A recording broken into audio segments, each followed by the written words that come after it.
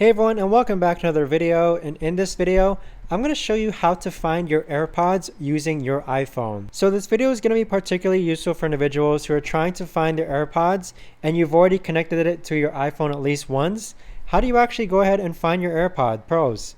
Now this video is going to be short, sweet, and simple, guys. There's not going to be a lot of steps involved. But first, we're going to go into our settings tab here.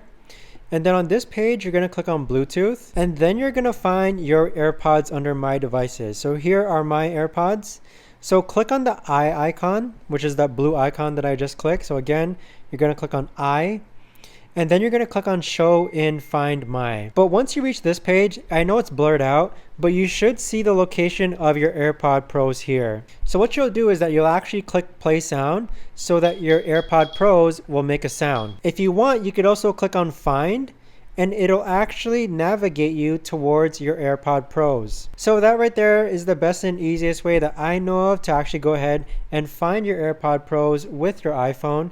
If you guys know of a better or easier way to actually do this, let me know in the comments down below. I would love to know. Thanks so much for watching, everyone, and I'll see you guys all in the next video.